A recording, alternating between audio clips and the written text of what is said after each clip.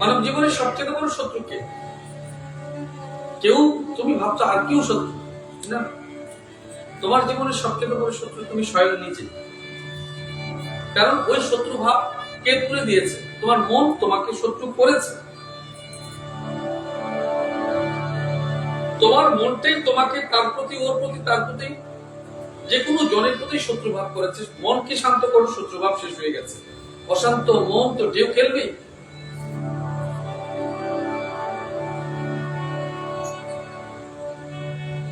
আমি ভালো হতে পারিনি বলে জগৎকে ভালো দেখতে পারিনি।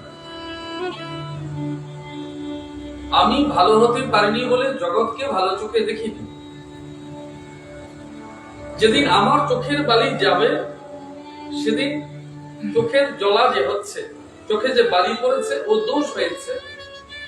তাই আমার চোখ দুষ্ট বলে, পক্ষাত দুষ্ট হয়েছে বলে, পক্ষঘাত দুষ্ট হয়েছে বলে আমি জগৎকে দৃষ্টিতেই দেখছি। যদি চোখে বালি না থাকতো জগৎকে দোষী দেখতে না। মন যদি মলিন না হতো তো জগৎকে দোষী মলিন রূপে দেখতে না, ঘৃণার চোখে দেখতে না, নিন্দার চোখে দেখতে না। মনে মলিনতা হয়েছে, ময়লা জমেছে বলে তুমি অন্ধকার দেখছো। যিনি অন্ধকার দেখেন তিনি আলোর সন্ধান পাবেন কোথা থেকে? তিনি আলোর সন্ধান কোথা থেকে পাবেন? সমাহিত যিনি মনকে সমাধি করেছেন, যিনি মনকে সমাধি করেছেন। মন সমাধি মানে মনের কোনো কাজ নেই, নীরব হয়ে গেছে। না সুখে, না দুঃখে, না যন্ত্রণায়, না আঘাতে তিনি নীরব হয়ে গেছেন। মানব জীবনের সবচেয়ে বড় অস্ত্র কি জানো? নীরবতা। ধৃতি, সহ্য, ধৈর্য এগুলো বলছি না, নীরবতা। ওই তোমাকে এমন এক জায়গায় পৌঁছে দেবে যে তুমি অবশ্যই বিজয় প্রাপ্ত হবে। প্রশ্ন অধিক করছে,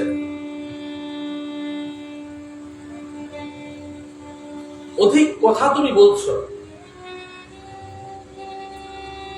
যত বলবে বেশি তত তোমার কথা দোষ বেরিয়ে যাবে, লোক তোমাকেই দোষী ভাববে। নীরব থাকো। ও যদি অভ্যেস করতে পারো তবে সমস্ত ইন্দ্রিয়াদি তোমার নীরব হবে। আর যদি ইন্দ্রিয় নীরব হয় তো মন কিসে কাজ করে? ইন্দ্রিয়ের দ্বারা করে। তো মনের সূক্ষ্মাতি সূক্ষ্ম যে বিকারগুলো আছে, রাগ, অভিমান, ওগুলো স্তব্ধ হয়ে যাবে। তখন খুঁজে দেখবে সন্ন্যাসীর যে গুণ, ব্রাহ্মণের যে গুণ, বৈষ্ণবের যে গুণ, সন্তর যে গুণ, ঋষিদের যে গুণ, এই সবটা তোমার মধ্যে বিরাজমান হয়েছে। এই সবটা তোমার মধ্যে বিরাজ হয়েছে। এগুলো যখন পরিষ্কার হয় তো মনের ভেতরে মন্দির তৈরি হয়। ওগুলো যখন পরিষ্কার হবে তো মনের ভেতরে মন্দির হবে। যখন মন্দির হয় তখন ঈশ্বরকে আনয়ন করবে।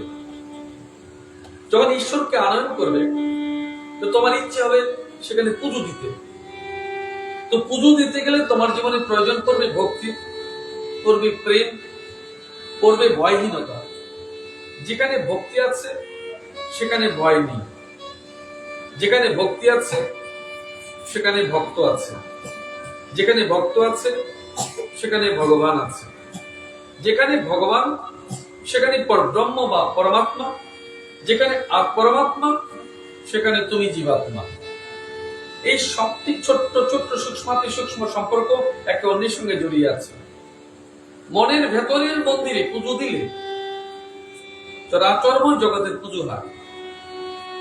মনের ভেতরে ভক্তি হলে সমগ্র জগৎ শান্ত মনে হয়। মন সমাধি হলে জগৎ সমাধি হয়।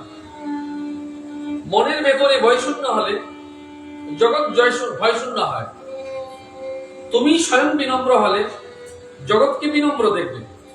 তুমি স্বয়ং অভদ্র হলে জগৎকে অভদ্র দেখবে। এখন স্বয়ং বিচার করো। স্বয়ং বিচার করো যে মনকে কিভাবে তুমি সমাহিত করে ঈশ্বরের চরণে নিজেকে সমাধিস্থ করবে। যে কয়টা দিন রয়েছে, সময় কম, যেতে এবং আসতে সময় ফুরিয়ে যায়, কিন্তু ভগবান বলেছেন এই অল্প সময়ের মধ্যে কমপ্লিট সারেন্ডার, কমপ্লিট সারেন্ডার, সম্পূর্ণ সমর্পণ। অভিমান থাকবে না, অহংকার থাকবে না, ভোগ লালসা ইত্যাদি থাকবে না, যা থাকবে ঈশ্বরের থাকবে। আমি ঈশ্বরের হয়ে করছি, ঈশ্বর ব্যবস্থা করছেন, ঈশ্বর সব করছেন, আমি যন্ত্রের ন্যায় সব করছি। এটা গীতায় বলেছে, হে অর্জুন, আমি যন্ত্রের ন্যায় সব করাচ্ছি, তুমিও যন্ত্রের মতো করছো। তো যন্ত্রের ভেতরে একজন যিনি চালক থাকেন, তিনি কি? যে চালক তোমাকে নির্দেশ করছেন, তুমি সেই চালকের নির্দেশ অনুসারে করছো, তিনি স্বয়ং গোবিন্দ, পরমাত্মা, পরমেশ্বর। আর যিনি তোমার এই শরীর দেহটা চলছে বলে মনে হচ্ছে, ফুয়েল কোথা থেকে আসছে, শক্তি কোথা থেকে আসছে? ভগবানের, ভগবানের, পরব্রহ্মের, ব্রহ্মময়ী ভগবান কৃষ্ণের রাধারানী স্বরূপা, অনন্ত ব্রহ্মাণ্ডের ব্রহ্মময়ী শক্তি, ওটা ভগবান কৃষ্ণ থেকে আসছে। যখন ওঙ্কারের এইরকম চিহ্ন দিয়েছ, তখন পরব্রহ্ম জানা। যখন ও ওঙ্কার চিহ্নটা যখন এমন করে দিয়েছ, এই দেখো, এইভাবে না দিয়ে এইভাবে করে দিয়েছ, তখন এটা শক্তির চিহ্ন। তো ওখানে শক্তি হয়েছে। কারা কারা এসছে? ব্রহ্মা এসছে, বিষ্ণু এসছে, মহেশ্বর এসছে, একেবারে নাদির উপরে গিয়ে সূক্ষ্মাতি সূক্ষ্ম বিন্দু হয়ে ভগবানের স্বরূপ দেখছো। ওই যে এমন করে দিয়েছে, ওটাকে, ওটা স্বয়ং যোগমায়া। এই চারজন মিলে ব্রহ্মাণ্ড চলছে, তোমার শরীর চলছে। মানবের প্রত্যেকটি কোষে কোষে যিনি নিবাস করেন তাকে বলে কৌশিকী। কৌশিকী কার নাম? যোগমায়ার নাম। এই কৌশিকীতে তিনি বসছেন বলে তুমি শক্তি পাচ্ছ, তা বলে তুমি চলতে পারছো, কথা বলছো। পরমাত্মা, পরমেশ্বর, বিনা শক্তিতে তুমি উপাসনা করবে কিসে? বিনা শক্তিতে সাধন ভজন করবে কিসে? বিনা শক্তিতে এই কর্তব্য যাবে কিসে? ইরা, পিঙ্গলা, সুষমা তিন নারী, ও প্রবাহ হচ্ছে বলে তুমি গতি পাচ্ছ, যোগমায়া আছে বলে তুমি গতি পাচ্ছ। যোগমায়ার উৎসস্থল কোথা থেকে? স্বয়ং রাধারানী। ওটা থেকে তুমি দেহ গতি, রতি, ভক্তি সঞ্চার হয়েছে, তা দিয়ে পরমপুরুষ পরমাত্মাকে তুমি সমর্পণ করে মুক্ত হয়ে যাচ্ছ। ইচ্ছে একটাই, শরীর বিনাশ হবে, আত্মা একরকম থাকবে। আত্মা মুক্তি হবে পরমাত্মায়, শরীর পঞ্চভূতে বিলীন হবে, প্রকৃতিতে চরাচর জগতে মিলে যাবে। এই তো কথা। কাকে তুমি ধরবে? তুমি বলছো তুমি ধরাদেবীর অংশ, তুমি বলছো তুমি জলের অংশ, তুমি বলছো তুমি বায়ু, তুমি মহাকাশের অংশ। যখন বিলীন হবে সব চলে যাবে, তোমার কিছু থাকবে না। প্রত্যেকে প্রত্যেকের জায়গায় সহাবস্থানে ফিরে যাবে। না মাটির রূপ ধরবে, না জল রূপ থাকবে, না বায়ু রূপ থাকবে, না তেজ রূপ থাকবে, না অগ্নি রূপ থাকবে, সব মিলেমিশে একাকার হয়ে যাবে। তোমার অস্তিত্ব তুমি খুঁজে পাবে না। না থাকবে মন, না থাকবে ইন্দ্রিয়, না থাকবে প্রাণ, কিচ্ছু থাকবে না। তখন যাওয়ার সময় ইয়াস দেখো, সপ্তাহবিধি যখন শেষ হচ্ছে, শেষ দিন কি নেবে? মুক্তি, বন্ধ। অনেকেই দেখো শেষের দিন কি করো? চোখে জল আসছে। আমি জিজ্ঞেস করি, চোখে জল কেন আসছে? কি প্রসাদ খাওয়ার জন্য? না এতদিনের মেলামেশার জন্য? না ভক্তরই পার হওয়ার জন্য? না মোক্ষ লাভ হয়েছে বলে এই মানব জীবনকে, এই মৃত্যু লোককে বিদায় জানাচ্ছ বলে? কোনটা, কোনটার জন্য চোখে জল? বিচার করো। যে সময়টা তুমি পার হবে, আবির দিয়ে রং খেলবে, আনন্দ উৎসব করবে, মহোৎসব করবে, না মর্তবাসীকে বলবে এই 7 দিন আমার ভেতরে যে মনটা বন্ধন ছিল তা মুক্ত হয়ে গেছে। এই মন মুক্ত হয়ে আমি আত্মাকে মুক্ত করে প্রাণ গোবিন্দের কাছে যাব, ওই ছাড়পত্র পেয়েছি। এই পরমাত্মীগণ, এই পরমাত্মিক বন্ধুগণ, তোমাদের অনেক আঘাত দিয়েছি, কষ্ট দিয়েছি, দুঃখ দিয়েছি, যন্ত্রণা দিয়েছি, আচার ব্যবহার আমার ভালো ছিল না, কষ্ট পেয়েছ হয়তো। হে ভক্তগণ, তোমরা মুক্ত করে দাও, আমায় অপরাধ নিও না। এই জন্মের মতো আমি তোমাদের কাছ থেকে চলে যাচ্ছি, এই জন্য চোখে জল করছে, শেষ শ্লোক, এই জন্য শেষ শ্লোকে তোমার চোখে জল। আর এই ভাব তো আর হবে না, এই ভাব আর হবে না, এই রূপ আর হবে না, এই রস আর পাবো না। যদি সংসার জীবনে ফিরে গিয়ে আবার পার্থিব বস্তুতে নিজের মনকে মিলিয়ে দাও, গুলিয়ে দাও, তো পুনর্বার তোমার বন্ধ হবে।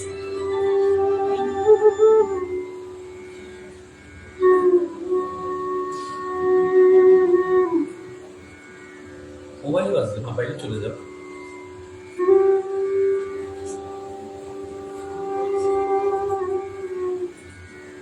এই পার্থিব বস্তুটা, এই পার্থিব শরীরটুকু শেষ হবে, অপার্থিব জগৎকে প্রাপ্ত হবে, অপার্থিব জগৎকে প্রাপ্ত হবে। এই অপার্থিব জগতে কেউ তোমার শত্রু নয়, কেউ তোমার মিত্র নয়। ওই একটি মাত্র দেশ আছে যেটা ভগবত দেশ, ভগবত ধাম প্রাপ্ত হবে। সেই স্থান কেমন হবে? কারো সামীপ্য, কারো সারূপ্য, কারো সালোক্য, কারো সাযুজ্য ইত্যাদি রূপে। কেন এমন হয়েছে? ভাব অনুসারে ভক্তি, ভক্তি অনুসারে প্রেম, প্রেম অনুসারে প্রাপ্তি, ভাব অনুসারে ভক্তি। তো ভাব অনুসারে যে ভক্তি হয়, ভক্তি অনুসারে কি হয়েছে? প্রেম। তো প্রেম অনুসারে প্রাপ্তি, গোলক ধাম প্রাপ্তি, ভগবানের চরণে, ভগবানের রূপে, ভগবানের বিলীন হওয়া, ভগবান ধাম প্রাপ্ত হওয়া। সে তোমার প্রেম অনুসারে, সমর্পণ অনুসারে তোমার হবে। কার কতটা প্রেম? যার যতটা সমর্পণ। যার যতটা সমর্পণ তার ততটা প্রেম। যার প্রেম খুব মধুর, তিনি গোপীরূপ হয়ে ঈশ্বরকে প্রাপ্ত হবেন। যার প্রেম অত্যন্ত মধুর, গোপীরূপ, তিনি স্বয়ং ঈশ্বরকে প্রাপ্ত হবেন গোপীরূপ হয়ে। তো গোপীর অর্থটাও জান, গোপী মানে জীবাত্মা, গোপী মানে জীবাত্মা। তো ভগবান জীবাত্মার কি করেছে? সবটা ভার বহন করবেন বলেছে।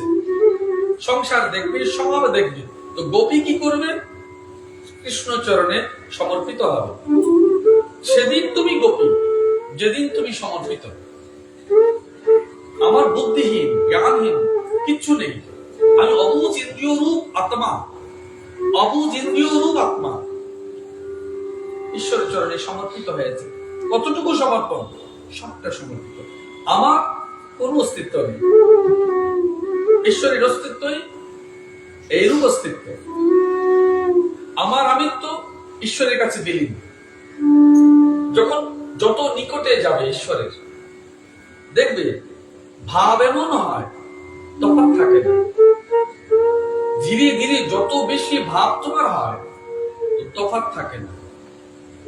মানুষ মনে করে যে তফাৎ কি মানুষের থাকে না? ভক্ত এবং ভগবানও তফাৎ থাকে না। কিন্তু ভক্ত ভগবানের সমর্পিত হতে পারে না বলেই তফাৎ থেকে যায়। আমি কালো বলেছি, 10 বছর 15 বছর ভালোবেসেছ, ঘর করেছ, ছেলে মেয়ে হয়েছে, তবু ছেড়ে যাচ্ছ। আমি সেই সুদিনের প্রেম ভালোবাসার গল্পটা শুনতে চাই। তাহলে ওটা নিশ্চিত মিথ্যে ছিল। না হলো ভাঙলে কেন? না হয় ভাঙলে কেন? খোলা আকাশের দিকে দেখো, পরিপূর্ণ শূন্য। মেঘ আসে, কালো হয়, সাদা হয়, বৃষ্টি হয়, তুফান হয়, আকাশের কি আসে যায়? আকাশের কিছু আসে না, অত নীরব হয়ে আছে, সব সাক্ষী হচ্ছে। প্রেম তোমার ছিল, সম্পর্ক তোমার ছিল, ভালোবাসা তোমার ছিল, বন্ধন তোমার ছিল, বিচ্ছেদও তোমার হয়েছে।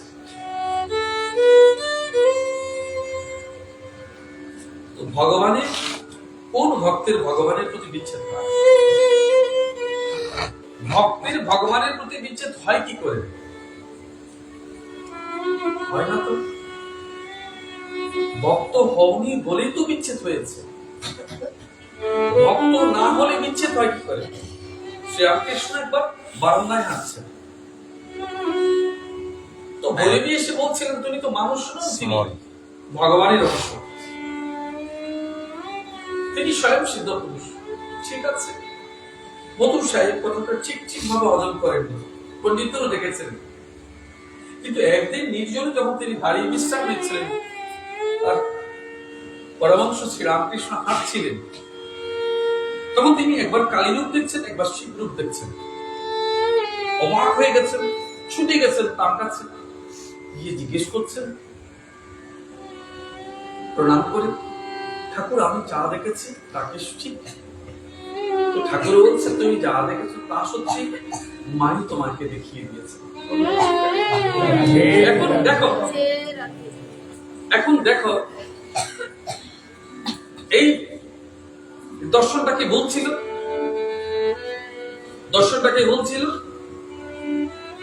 শ্রীরামকৃষ্ণ বলছেন, মাই তোমায় দেখিয়ে দিল।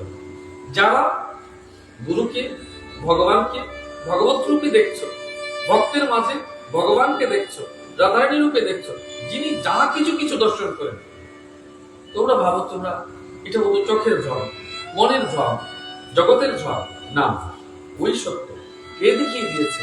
তোমার ইষ্টদেব, তোমার গুরুমন্ত্র, ও তোমাকে পরিষ্কার পরিচ্ছন্ন করে দেখিয়ে দিয়েছে। তুমি যা দেখেছো তাই সত্য। কে দেখিয়েছে? স্বয়ং ভগবান তোমার সঙ্গে তোমার পরিচয় করিয়ে দিচ্ছে। তুমি পরিচয় ভুলে যাও, কারণ স্বয়ং শান্তিমণি মুনি, কথা বলেন, স্বয়ং শান্তিমণি মুনি যখন গোবিন্দকে দেখেছেন, তিনি তো ভাবতেন তার শিষ্য, সেই রূপে শিক্ষা দিয়েছেন, এবং ভগবান বলরামও চাইছেন এই রূপে তার পরিচয় থাকুক। যদি গুরুদেব জেনে ফেলেন ওনারা স্বয়ং ভগবান, তো শিক্ষা দেবেন না, লোক শিক্ষা হবে না। কি করেছেন? গর্গমণির এখানে যখন যান, তখন তার পরিচয় হয়ে যায় ভগবানকে স্বয়ং তিনি পূর্ণরূপ দর্শন দিয়েছেন। কিন্তু যোগমায়াকে বলছেন, হে যোগমায়া, গুরু এবং শিষ্যের সম্পর্ক অটুট রাখার জন্য, লোকশিক্ষার জন্য আরো কিছু কাল প্রয়োজন আছে। আবার মায়া বন্ধন করে দেবে। এই জন্য তোমরা দর্শন করো মাঝে মাঝে অনেক কিছু, আমি জানি অনেকে অনেক কিছু দর্শন করো, আবার ভুলে যাও, ও মায়া তোমাদেরকে আবার প্রভাব বিস্তার করিয়ে দেবে। আবার কখন মায়া তোমার জীবনে কাজ করবে না? যখন স্বয়ং রাধারানী চাইবেন, গোবিন্দ চাইবেন যে তোমার উপর মায়া ক্রিয়া করবেন, কার উপর করেনি। কলিযুগে এমন একজন মানুষের নাম বলো তো যার উপর মায়া কাজ করেনি? বলতে পারো? হরিদাস ঠাকুর, ওনার উপর মায়া কাজ করেনি। তো সেই রূপ তোমাদেরও, তুমি হরিদাস ঠাকুর হয়ে যাও, তার পথ অনুসরণ করো। মনে রাখবে, সতী বেহুলা যখন স্বর্গে যায় মৃত স্বামীকে নিয়ে, কত প্রলোভন এসছে, কত বিপদ এসছে, কত শাপদ এসছে, কত শত্রু এসছে তাকে লাভ করবার জন্য, যাত্রাপথ ভঙ্গ করবার জন্য। কিন্তু তার দৃঢ় চেতা মন তার মৃত স্বামীকে, পচা গোলা স্বামীকে ফিরিয়ে দিচ্ছে। ঠিক সে, যদি তুমি দৃঢ় চেতা হও, পরম ভক্ত হও, তবে তোমার এই মানব জীবনের যাত্রা পথ যত ভাবেই তোমাকে ব্যাহত করুক না কেন, আঘাত করুক না কেন, যন্ত্রণা করুক না কেন, যদি লক্ষ্য তোমার অবিচল থাকে, তবে গোবিন্দ কিংবা রাধারানী তোমার হাত ধরবে এবং তুমি নিশ্চিত হয়ে তার কাছেই যাবে এবং লক্ষ্য পূরণ হবে। ওই মানুষটিকে মনে করবে সিদ্ধ পুরুষ, ওই মানুষটিকে জানবে সিদ্ধ মানব।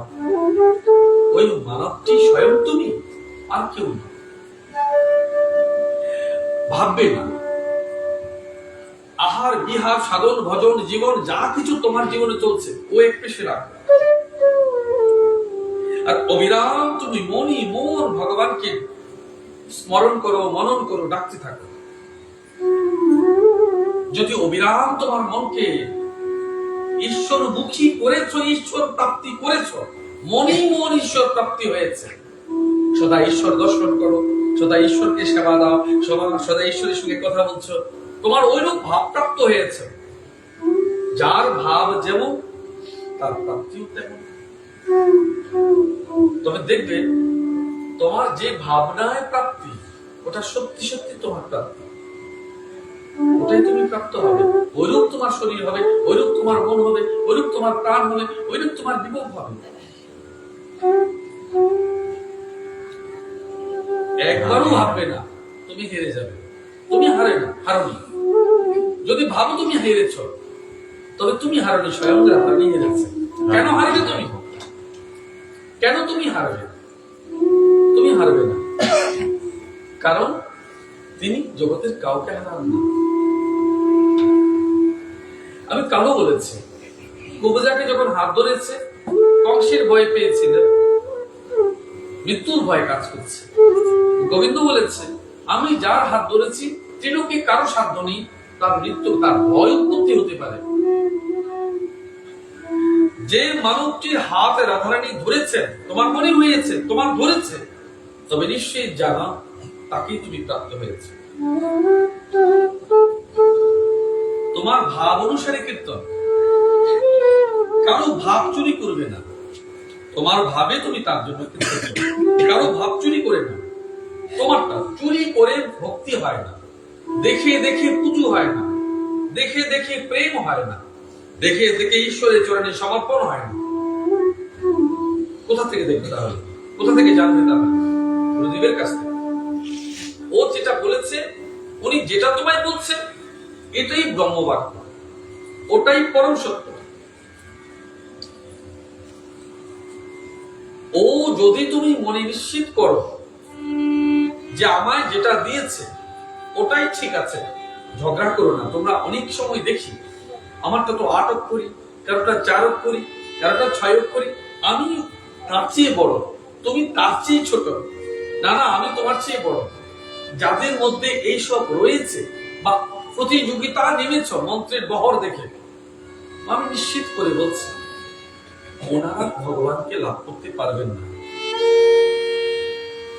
কত বড় মন্ত্রে ভগবানকে ডাকছো এটা তুমি নিশ্চিত করবার লোক কেউ নয়। কি রূপে ডাকবে, কত মন্ত্রে ডাকবে এটা তুমি নিশ্চিত করবার কেউ নয়। গুরুদেব এক জন্মের ইচ্ছে হয় না, ভগবানের ইচ্ছেতে হয়। এই জন্মে তোমার যার যার গুরু হচ্ছে তার তোমার ইচ্ছেতে নয়, ভগবানের ইচ্ছেতে হয়েছে। যদি সব ভগবানের ইচ্ছেতে হয় তাহলে তোমার প্রাপ্তি হচ্ছে না কেন? কারণ ভগবান বলছে আমি তোমার বিবেককে স্বতন্ত্র করেছি, তোমার ইচ্ছাকে স্বতন্ত্র করেছি। তোমার বিবেককে যদি স্বতন্ত্র করে দিই, তোমাকে স্বাধীন করে দিয়েছি, তো ভগবানের ইচ্ছে তো ছিল অর্জুনকে তো স্বয়ং সব করিয়ে দিতে পারত। তো লোক শিক্ষা কি হবে, তোমার কর্মের কি হবে, তোমার কর্তব্যের কি হবে, তোমার উপলব্ধির কি হবে? ভগবান যদি করান, তিনি কর্তা হয়ে গেছেন, জগতের সব কর্তা তিনি, তাহলে তোমার মার্গ, তোমার উপলব্ধি, তোমার সত্য, তোমার প্রাপ্তির আনন্দ ওটা কোথা থেকে হবে? এর জন্য ধরলেও তুমি, ছাড়লেও তুমি, রাখলেও তুমি, পালন সবটাই তোমার। ভগবান যদি সব করে দেয় তাহলে সমর্পণের আনন্দটা তোমার কাছে আসবে কি করে? প্রেমাশ্রু ভগবানের নয়, তোমার আসবে কি করে? ঈশ্বরকে পুজো দিয়ে নিত্যানন্দ কে করবে? স্বয়ং তুমি। ও কি করে প্রাপ্ত হবে? এই মানব জীবনকে উপলব্ধি করে পরম আনন্দ লাভ করবার জন্য, সচ্চিদানন্দ পর ব্রহ্মের সঙ্গে মিলিন হওয়ার জন্য যে সময়টুকু সে তুমি পাবে কি করে? এর জন্যই ঈশ্বর তোমাকে আলাদা করে দিয়েছে। আমি সব দিয়ে সম্পূর্ণ করে তোমায় দিয়েছি এবং সাক্ষী রূপ তোমার অন্তরে অনুবাস করছি। যদি আমার বাক্য মানো তবে মুক্তি লাভ করবে, যদি না মানো হে অর্জুন তোমার যাহা ইচ্ছে তুমি করো। বলেছে তো না? তো এইরূপ বললেই তোমাদেরও একই কথা বলছি, যদি বিশ্বাস তোমার গুরুবাক্যে না থাকে, যদি তোমার স্কুল জীবনে শিক্ষকের প্রতি তোমার বিশ্বাস না হয়, তাহলে না স্কুল পাশ করবে, না ধর্মরাজ্যের স্কুল পাশ করবে, করতে পারবে না।